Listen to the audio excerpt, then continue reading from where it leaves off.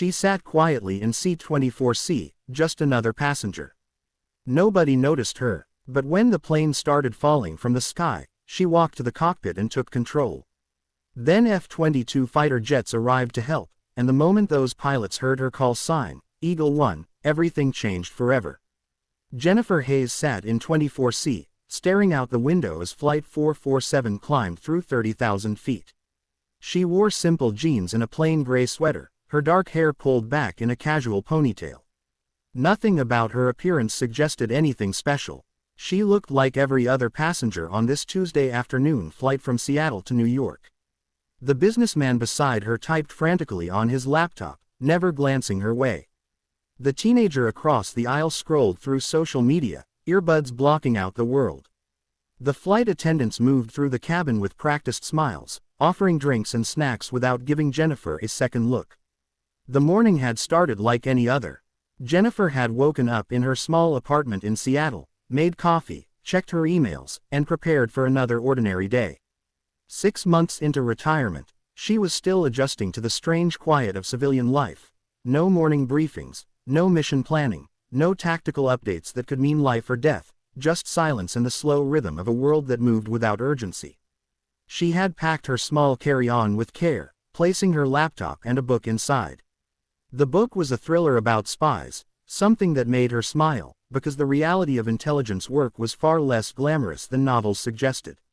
She had worked with intelligence officers during her years of service, and they were mostly tired people staring at computer screens, not jumping from helicopters or engaging in car chases through foreign cities.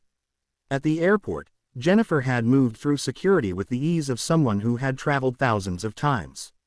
She knew exactly how to pack, how to move efficiently through the lines, how to blend into the crowd of travelers. Nobody looked at her twice. The TSA agent who checked her identification barely glanced at her face before waving her through. The gate agent who scanned her boarding pass gave her the same automatic smile she gave everyone. Jennifer was invisible, and that was exactly how she wanted it. During boarding, she had taken her window seat and watched the other passengers file past. A young mother struggling with a crying baby, juggling bags and bottles while trying to fold a stroller. An elderly couple moving slowly down the aisle, the husband helping his wife find their seats. A group of college students laughing and joking, excited about their trip to New York. Normal people living normal lives, completely unaware that the quiet woman in 24C had once commanded fighter squadrons in combat zones, had made decisions that affected international conflicts, had saved lives in ways they would never understand. The businessman had arrived last, rushing onto the plane with his suit jacket draped over his arm and his phone pressed to his ear. He was still talking as he shoved his briefcase into the overhead compartment and dropped into seat 24D, never once acknowledging Jennifer's presence. She was just part of the scenery to him, another anonymous face in a world of anonymous faces. "Coffee or tea?" the flight attendant asked, her voice pleasant but automatic. Her name tag read Michelle, and she had the tired look of someone who had already worked 3 flights that day.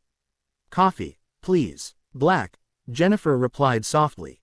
Michelle poured the coffee from a large silver pot, her movements practiced and efficient. She had poured 10,000 cups of coffee exactly like this one, and she would pour 10,000 more. She handed Jennifer the cup with a smile that never quite reached her eyes, already turning to the next passenger before Jennifer could say thank you. The attendant moved on, already forgetting the quiet woman in 24C. This was exactly what Jennifer wanted. After 20 years of commanding attention in every room she entered, after countless briefings where generals and admirals hung on her every word, after missions where her decisions meant life or death for entire squadrons, she treasured these moments of complete anonymity. Nobody here knew her name. Nobody recognized her face. Nobody had any idea that the woman sipping coffee from a plastic cup had once been called the best fighter pilot in the world. Jennifer thought back to her last day of active duty. The ceremony had been held at Joint Base Andrews with full military honors. The Air Force Chief of Staff had presented her with the Distinguished Service Medal, her 4th. The citation read, in part, that Colonel Hayes had demonstrated extraordinary leadership, tactical innovation, and courage under fire across multiple combat theaters, and that her contributions to air combat doctrine and her personal heroism in the rescue of downed personnel under enemy fire represented the highest traditions of military service. She had stood at attention while they read those words, feeling the weight of her dress uniform, the rows of ribbons and medals representing 2 decades of service. Fellow pilots had saluted her. Young officers had looked at her with admiration and respect. But all Jennifer could think about was how much she wanted to take off the uniform and disappear into civilian life. The burden of command had grown heavier each year. Every mission meant risking lives. Every decision meant someone might not come home. She had attended too many memorial services, folded too many flags, written too many letters to families. The victories were worth it. She believed that completely, but the cost had accumulated until she felt crushed under the weight of it all. So she had retired much earlier than anyone expected. At 42 years old, she could have risen higher, could have commanded entire air wings or worked at the Pentagon. But she was done. She wanted peace. She wanted to be nobody for a while. The businessman finally spoke, not looking up from his screen. First time flying to New York. No, I've been many times, Jennifer said, keeping her voice neutral and pleasant. Business or pleasure? He asked, still typing, his fingers moving with the speed of someone who spent 12 hours a day answering emails. Just visiting family, she lied smoothly. The truth was that she was going to New York to meet with a defense contractor about a consulting position, but that would lead to questions she did not want to answer. I'm in insurance, he volunteered, finally looking up from his laptop, his eyes bloodshot from too much screen time and too little sleep. Big conference in Manhattan. 3 days of presentations and networking events. Absolutely exhausting, but it's good for business. What do you do? Jennifer paused for a moment, considering her answer. This question always came, and she had learned to deflect it skillfully. I'm a consultant, she said, which was technically true. After retiring from active duty 6 months earlier, she now advised defense contractors on aircraft systems and tactical planning, but the word, consultant, sounded boring and ordinary, which was perfect. It made people stop asking questions. Ah, the businessman said, his interest already fading. He had probably met 100 consultants in his career, and they all blended together in his mind. What kind of consulting? Technical systems, Jennifer said vaguely. Pretty specialized stuff. Not very interesting unless you're in the field. Right, he nodded, already turning back to his laptop. The conversation was over. He had filed her away in his mental database as a technical consultant, not important, not worth further attention. Within 30 seconds he was absorbed in his work again, and Jennifer was once again invisible. She smiled to herself and looked back out the window. This was the dance she had perfected over the past 6 months. Give just enough information to seem normal, but never enough to spark curiosity, be friendly but not memorable, blend into the background of ordinary life. It was harder than flying combat missions in some ways, because it required constant attention to being unremarkable. In the military she had been trained to stand out, to lead, to command respect and attention. Now she was training herself to do the opposite. Far below, the Rocky Mountains stretched in every direction, their peaks covered in early snow that sparkled in the afternoon sunlight. The jagged ridges and deep valleys created patterns of shadow and light that looked almost artistic from this height. She had flown over these mountains hundreds of times, but never from a commercial aircraft. Usually she was traveling at twice the speed of sound, pulling 6 or 7 Gs in tight turns that compressed her body into the ejection seat with crushing force, her hands on the stick of an F-15 Strike Eagle, or coordinating tactical maneuvers for an entire fighter wing from the back seat of an F-15E. Her call sign was Eagle 1, and in certain circles that name meant everything. It meant impossible missions accomplished when everyone else said they could not be done. It meant pilots rescued from behind enemy lines, pulled out of hostile territory under heavy fire when the odds of success were almost zero. It meant hostile aircraft engaged and defeated when the numbers were against her, when tactical advantage belonged to the enemy, when survival seemed impossible. It meant tactical innovations that changed how the Air Force fought wars, new maneuvers and strategies that were now taught at every fighter weapons school in the world. The call sign had been earned, not given. She remembered the first time she heard it used over the radio, during the Gulf War, her 3rd combat deployment. She had been leading a 4-ship formation of F-15Cs on a combat air patrol when they encountered 8 enemy fighters. The odds were 2-1 against them, and the enemy had the advantage of position and altitude. Her flight lead had been killed in the first 30 seconds of combat, shot down before he could even react. Suddenly Jennifer was in command, 26 years old and responsible for 3 other pilots against an enemy force that should have overwhelmed them. But she had not panicked. Her mind had gone perfectly clear and cold, processing information faster than conscious thought. She had seen the enemy formation's weakness, understood their tactics in an instant, and exploited both with devastating efficiency. Within 5 minutes she had directed her flight to shoot down 6 enemy aircraft without losing a single American plane. The remaining 2 enemy fighters had fled. When they landed back at base, her squadron commander had looked at her with something like awe and said, "From now on, your call sign is Eagle 1. You fly like nothing I've ever seen." The name had stuck. Over the next 20 years she had lived up to it again and again. During the Afghanistan conflict she had led rescue missions that saved dozens of downed pilots from capture or death. She remembered one mission in particular, a pilot who had ejected over hostile territory controlled by Taliban forces. Everyone said it was too dangerous to attempt a rescue, that they should wait for ground forces to reach him. But Jennifer knew that waiting meant death. She had assembled a strike package of attack helicopters, close air support aircraft, and her own F-15E, then led them straight into the teeth of enemy defenses. They had extracted the pilot under heavy fire, and Jennifer's aircraft had taken multiple hits from ground fire. She had limped back to base with one engine failing and half her hydraulic systems destroyed, but she had brought her crew home, and the rescued pilot was alive. Then there was the Strait of Hormuz incident, the mission that had become legendary even among special operations communities. The details were still classified, but fighter pilots around the world knew the basic story. A reconnaissance aircraft had been shot down over international waters. The crew of 4 had survived the crash and were floating in life rafts, but hostile naval vessels were closing in on their position, and every minute that passed reduced the chances of a successful rescue. Jennifer had been the mission commander for the rescue operation, and she had done something that military historians later called either brilliant or insane, depending on who was telling the story. She had taken her flight of F-15Es down to wave-top level, literally flying 50 feet above the ocean surface at over 500 miles an hour, approaching the rescue zone from an angle that enemy radar could not detect. The risk was enormous. One mistake, one tiny error in altitude, and her aircraft would have slammed into the water at a speed that would have vaporized everyone aboard. But she had held steady, her hands as precise as a surgeon's, her eyes locked on the radar altimeter. Her flight had appeared out of nowhere, completely surprising the enemy vessels. While attack helicopters extracted the downed crew, Jennifer and her wingmen had engaged enemy ships and aircraft, creating enough confusion and destruction to allow the rescue to succeed. She had flown through surface-to-air missile fire so thick that her weapons systems officer later said he could have reached out and touched the missiles as they passed. But she had not flinched, had not wavered, had not made a single mistake. Everyone had come home. Stories like that made her call sign legendary. Young pilots entering flight training heard about Eagle 1 and dreamed of flying with her someday.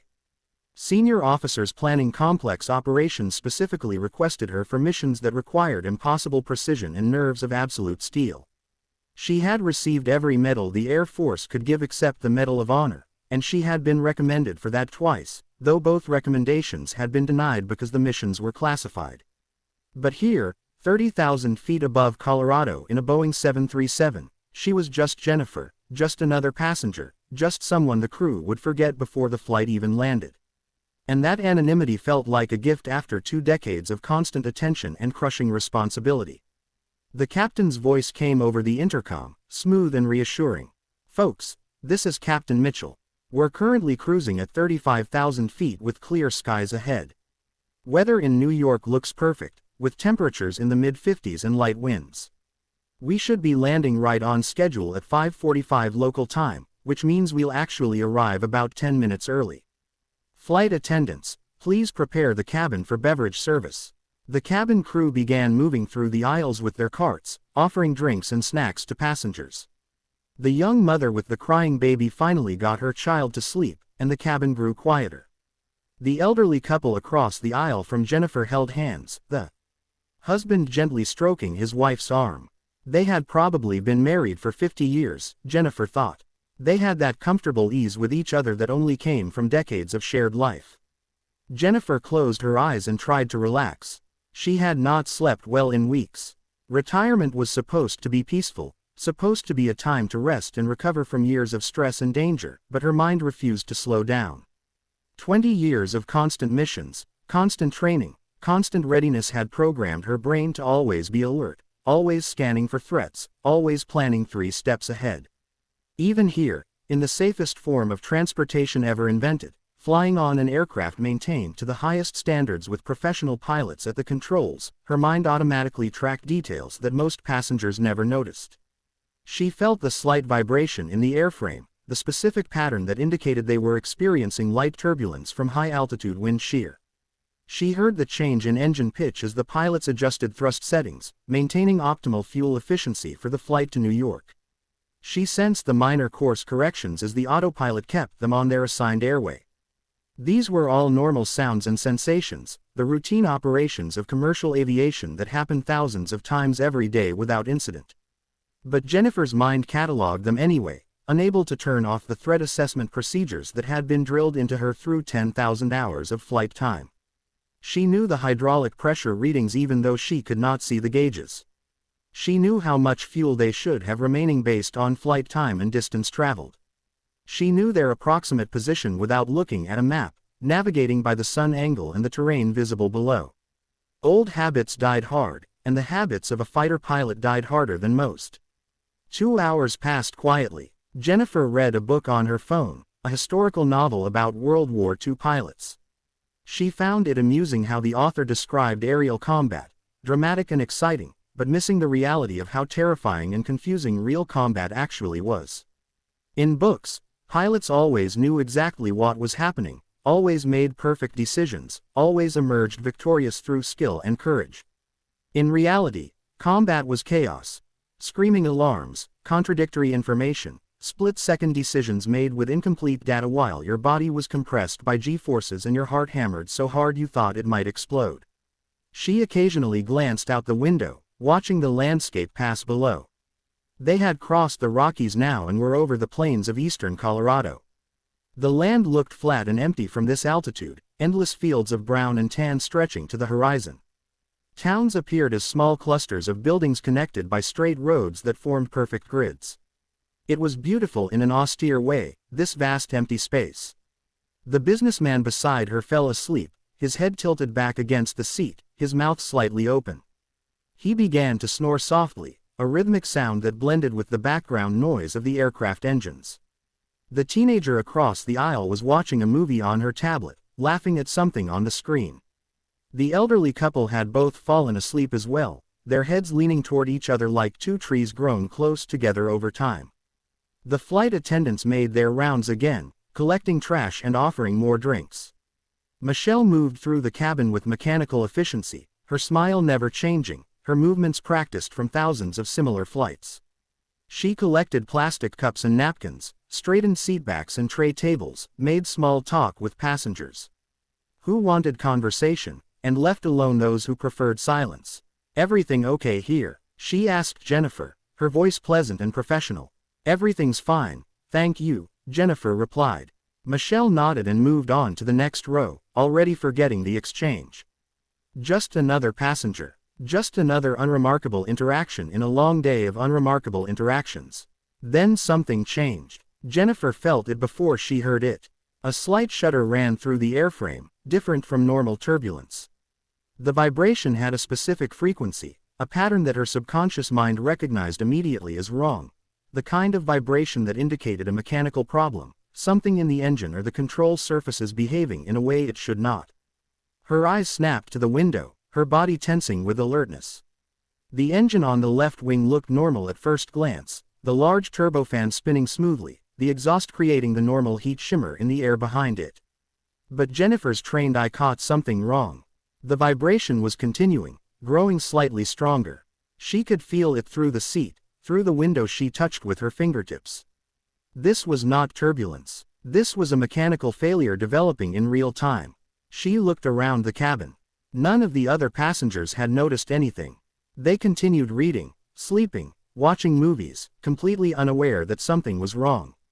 Even the flight attendants showed no sign of concern, continuing their service as if everything was perfectly normal. But Jennifer knew better. She had felt vibrations like this before, in combat aircraft that had taken damage, in training flights where systems had failed. She knew the signature of machinery that was about to break.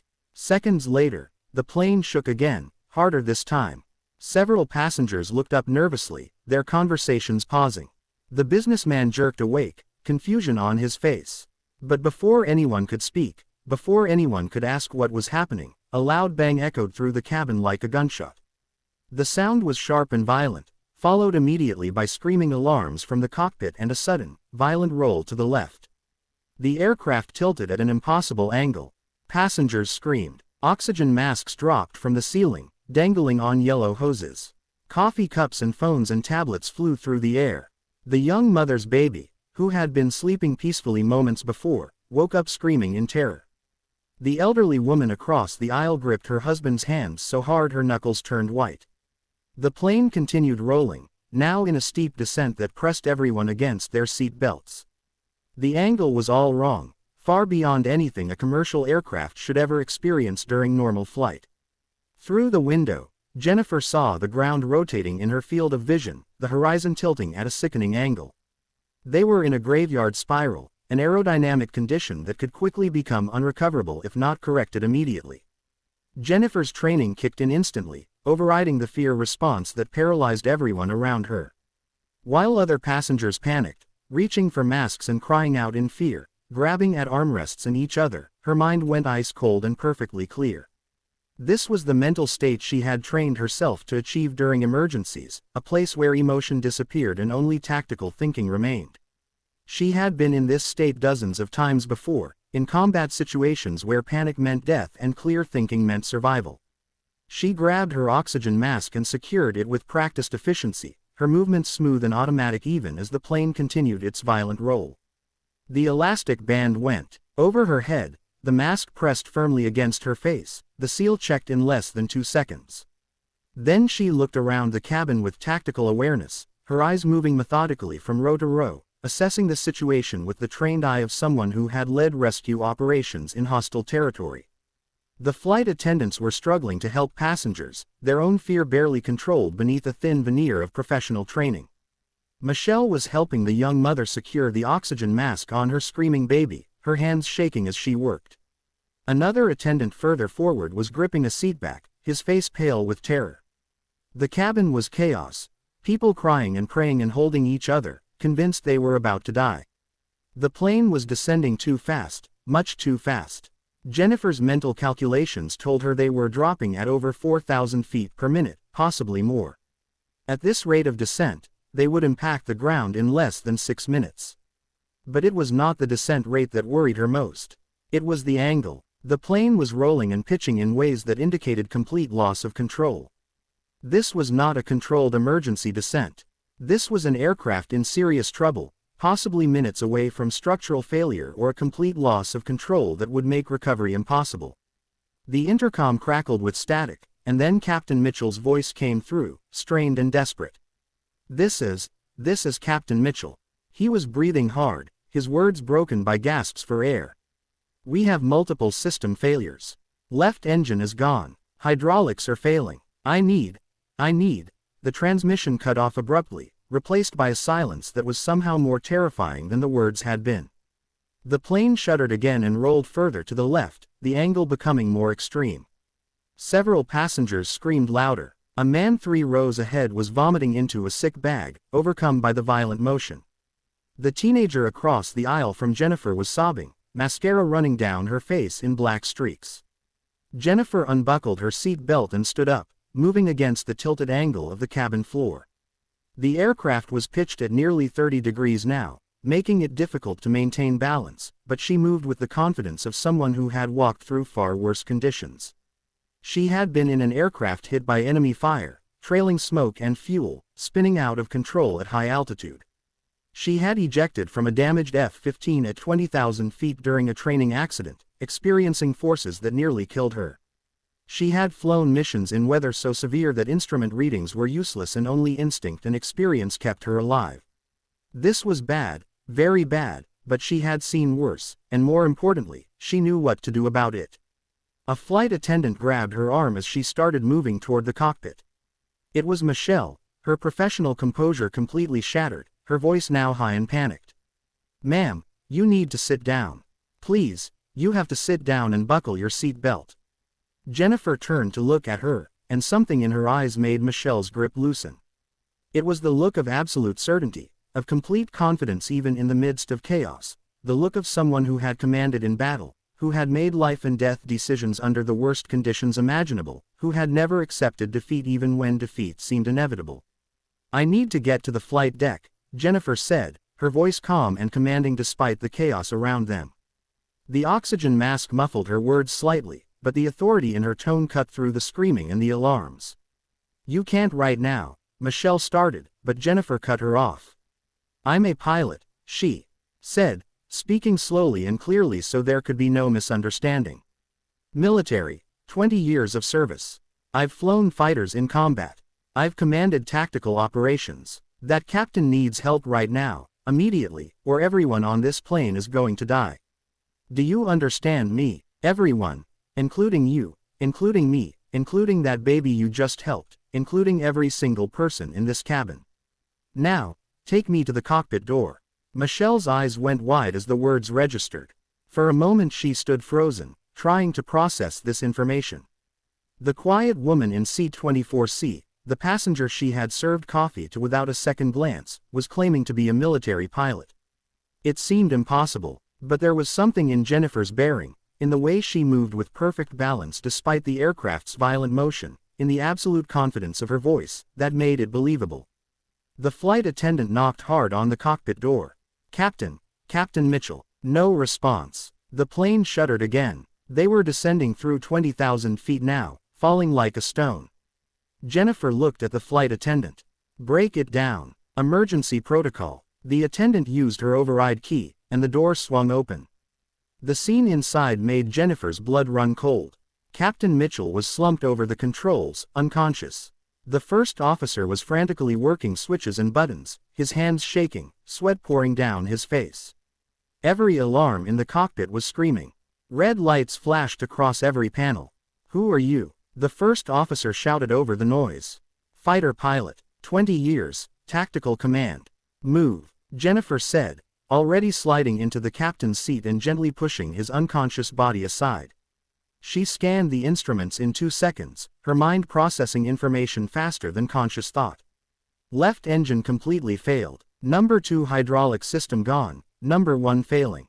Electrical systems compromised. They were in a graveyard spiral, descending through 18,000 feet at over 500 knots, approaching structural limits. "What's your name?" Jennifer asked the first officer. "Davis." First Officer Davis. I don't know what to do. Everything's failing. The captain just collapsed. I've never dealt with anything like this." "Davis, listen to me very carefully. I'm taking control of the aircraft. You focus on communications. Contact air traffic control immediately. Tell them we have multiple emergencies and need immediate fighter escort for emergency landing assistance.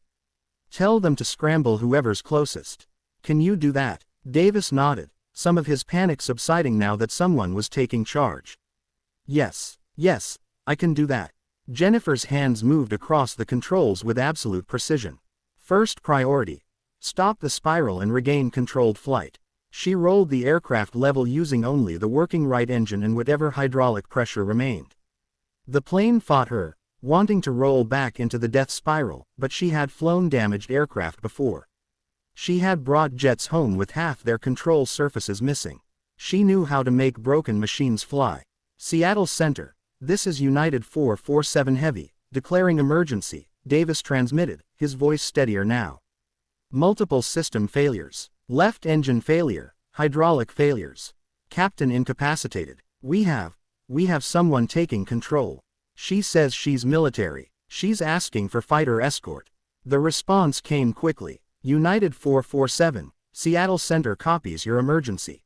Understand you have military personnel taking control of aircraft. Confirm current status. Jennifer keyed her own headset, which Davis had quickly handed her. Seattle Center, this is Eagle. This is the pilot currently in command of United 447. Former military tactical commander. I have control of the aircraft. We are critically damaged, but currently in controlled flight at 16,000 feet, descending. I need immediate coordination with the nearest Air Force base and fighter escort. This aircraft may not make it to any commercial airport. I need options for emergency landing, possibly a military installation. There was a pause, then a different voice came on, older, more authoritative. United 447, this is Seattle Center Supervisor. Understand you are military pilot in command. We are contacting Peterson Space Force Base. F-22 Raptors are already airborne on a training mission approximately 40 miles from your position, redirecting them to your location now. Stand by. Jennifer fought with the controls. The aircraft was barely responding. They were down to 15,000 feet. The damaged hydraulic systems meant she had almost no control authority. It was like trying to steer a car with a rope instead of a steering wheel.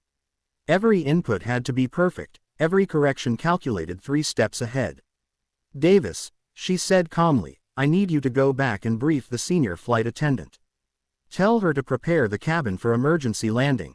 Brace position, all loose items secured. Tell her we're going to make it, but it's going to be rough. Can you do that? Yes, ma'am, Davis said, and Jennifer heard the change in his voice. He was calling her ma'am. He recognized command when he saw it. Davis left the cockpit, and Jennifer was alone with the dying aircraft. She ran through calculations in her head. Fuel remaining, distance to possible landing sites, rate of descent, system failures. She had about 10 minutes before something else failed catastrophically, maybe less. The aircraft was trying to kill itself, and only her skill was keeping it in the air. The radio crackled. United 447, this is Raptor Flight, call sign Blade 21. We have you on radar. 2 F-22s moving to intercept your position. What is your current status? Jennifer felt something stir in her chest. F-22s, the most advanced fighter aircraft in the world. For the first time since the emergency began, she allowed herself to feel a tiny spark of hope. Blade 21, United 447. We have catastrophic systems failure. Left engine gone, hydraulics failing, minimal control authority. I'm managing controlled descent, but I need guidance to the nearest suitable runway. I'm not sure we can make it to any commercial airport. United 447, understood. We'll be on your wing in 90 seconds. Stand by for visual confirmation of damage. What's your aviation background? Jennifer hesitated for a moment. She had been anonymous for 6 months. She had deliberately walked away from the world where her name meant something. But this was not about ego or recognition. This was about saving lives. These F-22 pilots needed to know they could trust her, needed to know she knew what she was doing. Blade 21, I'm former Air Force. Fighter pilot, tactical command, 20 years operational experience. She paused, then added, call sign Eagle 1. The radio went silent for 3 full seconds. 3 seconds that felt like an eternity. Then the F-22 pilot's voice came back, and it was completely different. The professional detachment was gone. In its place was something like awe. United 447. Did you say Eagle 1? Eagle 1 from the Gulf War, from Afghanistan, from the Strait of Hormuz incident. That Eagle 1. Jennifer closed her eyes briefly. Affirmative, Blade 21. That's me. Now can we please focus on not crashing this aircraft? Holy. Yes, ma'am. Yes, ma'am. Absolutely. Eagle 1. This is Captain Ryan Matthews, Blade 21, flight lead. My wingman is Lieutenant Sarah Chen, Blade 22. Ma'am, it's an honor. We're coming up on your left side now. Through the cockpit window, Jennifer saw 2 dark shapes materialize out of the clouds. The F-22 Raptors were beautiful, sleek, and deadly, their angular stealth profiles cutting through the air like knives. They took up formation on her left wing, close enough that she could see the pilots in their cockpits. The lead F-22 rocked its wings in salute. Eagle 1, We have visual on your aircraft, Matthews said, his voice tight. Ma'am, your left engine is completely separated. There's significant damage to the left wing and fuselage. I'm seeing fluid leaking from multiple locations. How are you keeping this thing in the air? Experience and stubbornness, Jennifer replied, wrestling with the controls as the aircraft tried to roll again. Blade 21, I need options. What's the nearest runway that can handle a 737 emergency landing? Standby, Eagle 1, we're running calculations now. There was a pause, then Matthews came back on. Ma'am, we have 3 options. Denver International is 90 miles northeast, but you'd have to cross the mountains, and we don't think you have the altitude.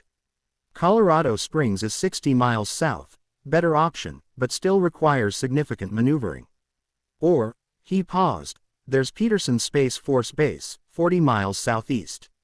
Shorter distance, military facility with full emergency response, and we can clear the airspace completely. That's my recommendation, ma'am. Jennifer did the math in her head. 40 miles. At their current descent rate and speed, she could maybe make it. Blade 21, Peterson is our target. I need you to contact them directly. Tell them we're coming in hot and damaged. I'll need every emergency vehicle they have. This landing is going to be rough. Already on it, Eagle 1. Peterson is rolling out all emergency equipment now. They're clearing all traffic. You'll have the entire base to yourself.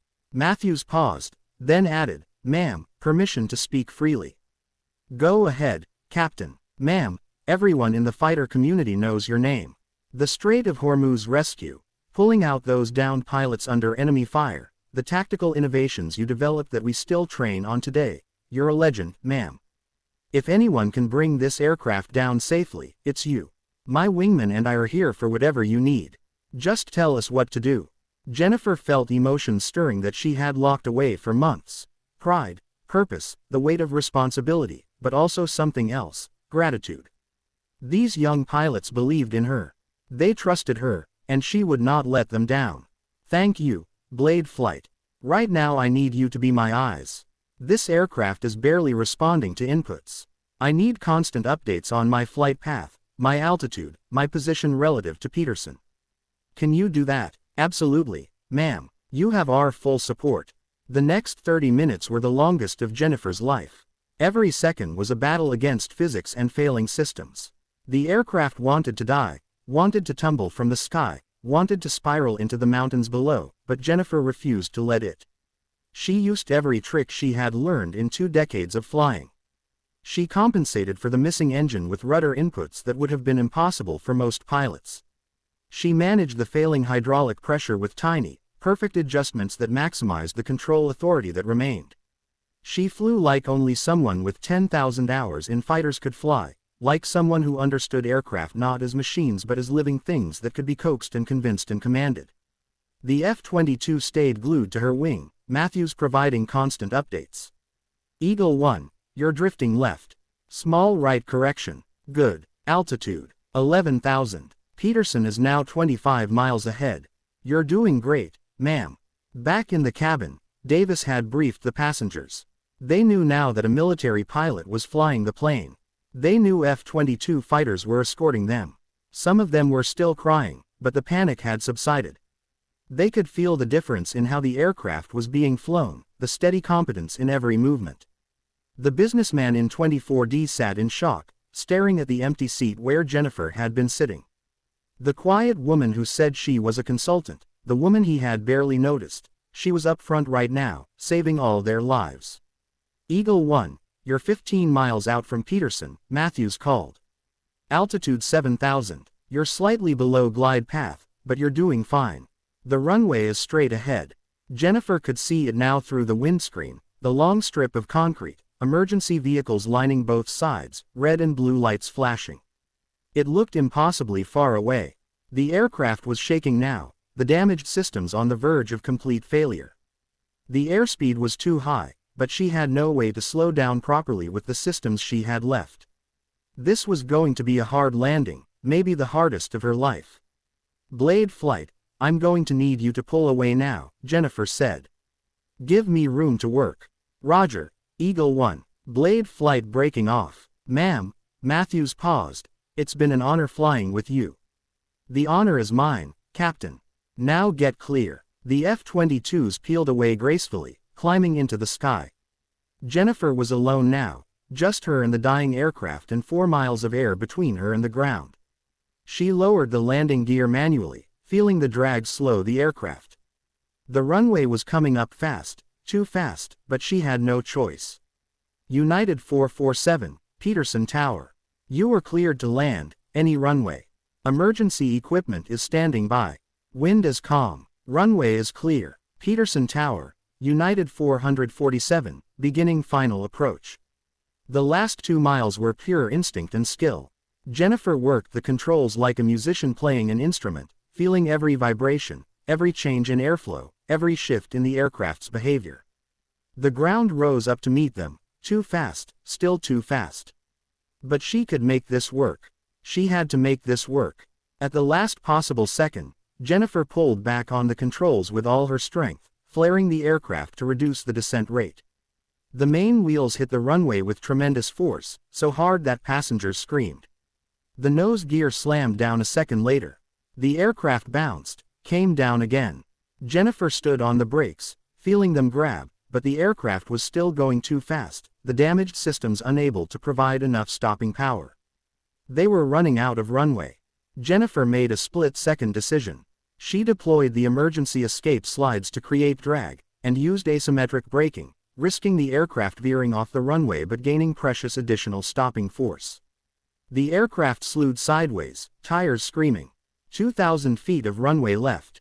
1,500. The aircraft stopped with less than 200 feet of runway remaining. For a moment everything was silent. Then cheers erupted from the cabin behind her. People were crying, laughing, hugging each other.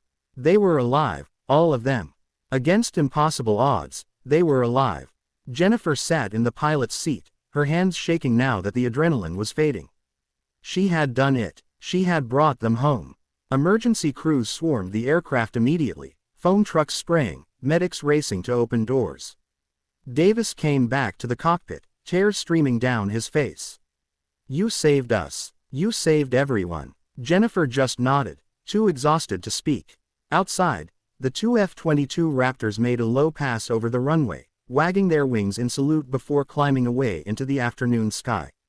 Captain Matthews' voice came over the radio one last time. Eagle 1, Blade 21. That was the finest piece of flying I've ever witnessed. Welcome home, ma'am. Within an hour, the news was everywhere. A retired Air Force legend had been on a commercial flight when disaster struck.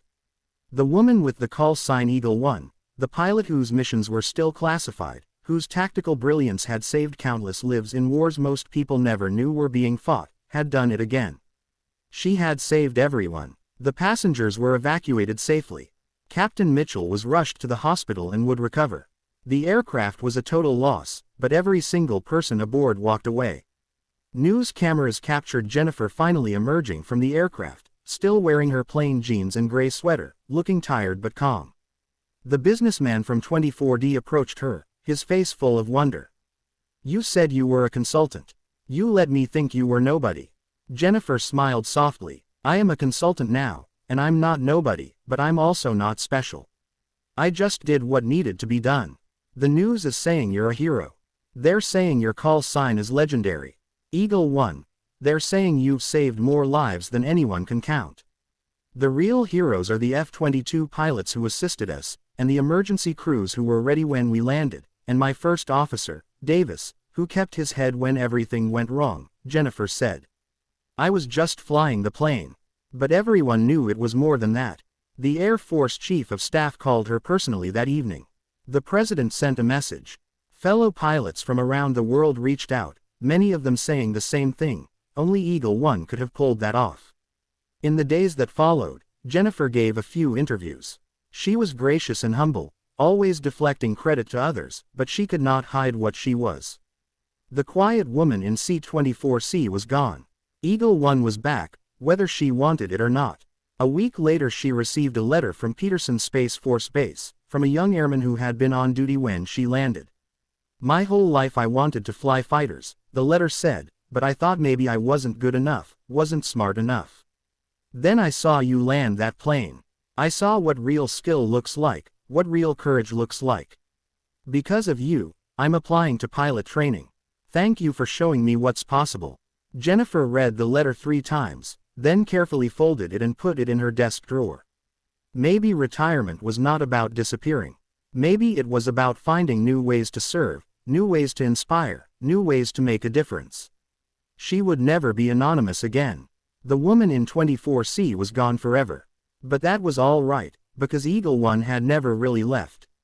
She had just been waiting for the moment when she was needed most, and when that moment came, when lives hung in the balance and the impossible needed to be made possible, she had been ready.